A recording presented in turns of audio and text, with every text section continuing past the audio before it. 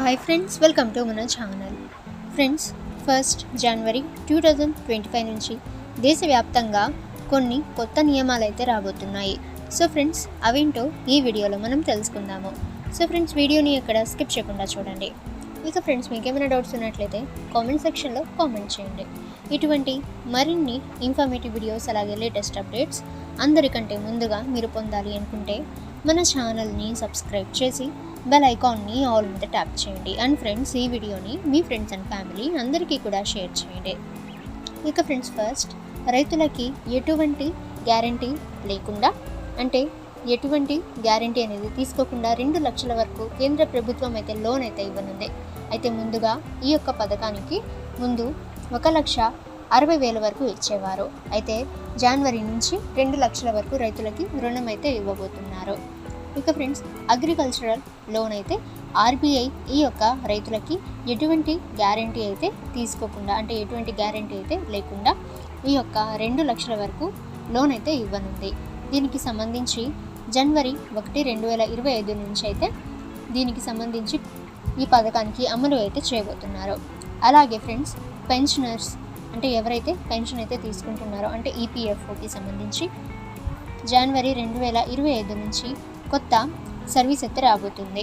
ఇక ఫ్రెండ్స్, ఈ యొక్క పెన్షన్కి సంబంధించి మీరు విత్డ్రా అనేది చేసుకోవడం సులభతరం అయితే చేయనుంది.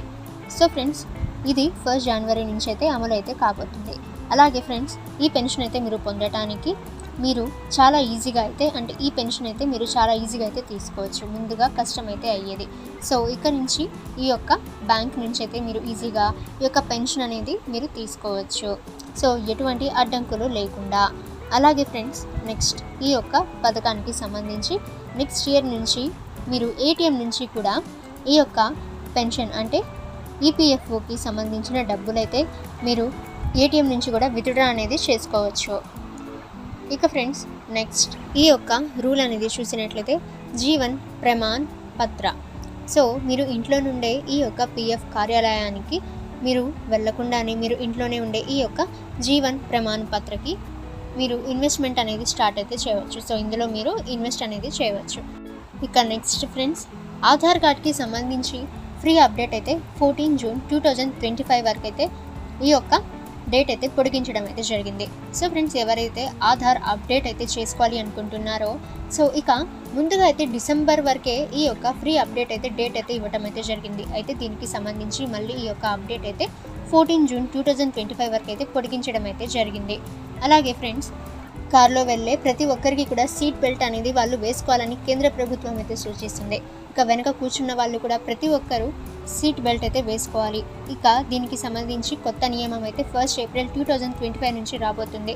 సో ఎవరైతే ఈ యొక్క సీట్ బెల్ట్ అనేది వేసుకోకుండా ఉల్లంఘిస్తారో, సో వాళ్ళకి జరిమానా కూడా విధించడం అయితే జరుగుతుందని కేంద్ర ప్రభుత్వం అయితే సూచించింది.